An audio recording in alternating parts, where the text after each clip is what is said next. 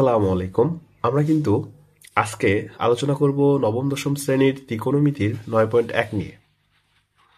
অর্থাৎ আমরা আজকে নবম দশম শ্রেণীর ত্রিকোণমিতির 9.1 এর 2 নম্বরটা আলোচনা করব। অর্থাৎ এখানে বলছে সাইন এ সমান সমান 3/4 হলে এ কোণের অন্যান্য ত্রিকোণমিতিক অনুপাত নির্ণয় করো। আমরা কিন্তু জানি ত্রিকোণমিতিক অনুপাত 6টি। এখানে সাইনের মানটা দেওয়া আছে, বাদ বাকি যে কজে, ট্যানে, কটে, সেকে, কোসেকে এই মানগুলো আমরা নির্ণয় করব। কিভাবে নির্ণয় করা যায় আমরা এই ভিডিওটিতে সম্পূর্ণ দেখার চেষ্টা করব। আমরা সরাসরি ভিডিওতে চলে যাচ্ছি, দেখা যাক। দেওয়া আছে 2 নম্বরে দেওয়া আছে সাইন এ সমান সমান সাইন এ সমান সমান 3/4। আমরা কিন্তু জানি সাগরে লবণ আছে, অর্থাৎ লম্ব ডিভাইডেড অতিভুজ।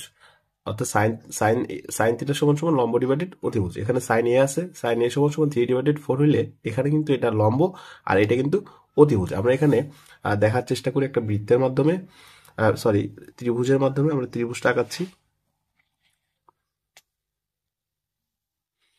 অর্থাৎ এ বি সি যদি একটা ত্রিভুজ হয়, এই ত্রিভুজের কিন্তু আমাদের এসিটা একটা অতিভুজ এবং এবি একটা লম্ব এবং বিসি হচ্ছে আমাদের ভূমি।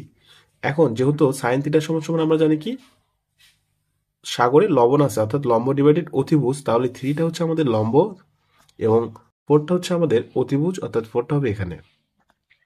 তাহলে আমরা লম্ব এবং অতিভুজ পেয়ে গেলাম, কিন্তু আমরা বিসি অর্থাৎ ভূমির মান কিভাবে বের করব? এটা আমরা একটা সূত্রের মাধ্যমে বের করব। সূত্রটা আমরা সবাই জানি, পিথাগোরাসের সূত্র।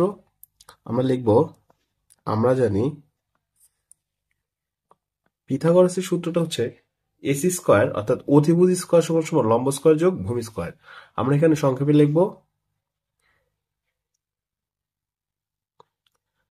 আমরা জানি এসি স্কয়ার সমান সমান লম্ব স্কয়ার, অর্থাৎ লম্বটা হচ্ছে এবি, এসির উপরে স্কয়ার হবে, লম্ব স্কয়ার হচ্ছে এবির উপরে স্কয়ার, আর লম্ব স্কয়ার যোগ ভূমি স্কয়ার, ভূমিটা হচ্ছে বিসি স্কয়ার। এখন আমরা মান বসিয়ে দিব। এসির মান দেওয়া আছে হচ্ছে 4, আমরা 4 এর উপর স্কয়ার লিখবো। আর এবির মান তো দেওয়া আছে 3, আমরা 3 এর উপর স্কয়ার লিখবো। এবং বিসির যে মানটা এটা কিন্তু দেওয়া না, এটা কিন্তু আমরা বের করব, বিসির মানটা বের করব। এখন আমরা স্কয়ার করলে 4 এর উপর স্কয়ার করলে কিন্তু পাবো 16 এবং 3 এর উপর স্কয়ার করলে পাবো 9 প্লাস বিসি। এখন আমরা কিন্তু এই 9টাকে যদি এই পাশে পার করি, অর্থাৎ বিসি কে রেখে যদি 9টাকে এই পাশে পার করি, তাহলে কিন্তু 16 থেকে 9 বিয়োগ হবে, অর্থাৎ 16 বিয়োগ 9 হবে। আমরা যদি 16 থেকে 9 বিয়োগ করি তাহলে কিন্তু আমাদের 7 হয়। আর এখানে কিন্তু আমাদের স্কয়ার মিস গেছে, এখানে স্কয়ার হবে, এখানে স্কয়ার হবে, এখানে স্কয়ার হবে।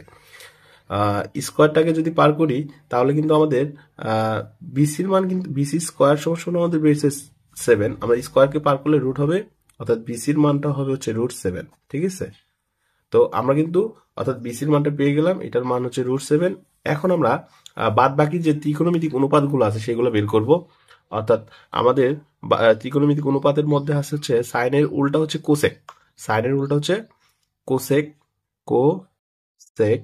কোসেক এর সমান সমান হবে আমাদের সাইন এ সমান সমান আছে 3/4, তাহলে কোসেকটা যেহেতু সাইনের উল্টা তাহলে আমাদের হবে 4/3, 4/3। তারপর লিখবো আমরা কস,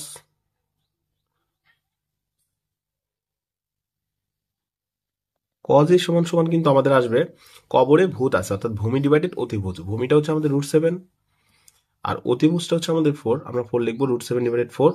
আর কজ এর উল্টা অর্থাৎ কজ এর বিপরীত কিন্তু আমাদের সেক, তাহলে আমরা এখানে লিখতে পারি সেক,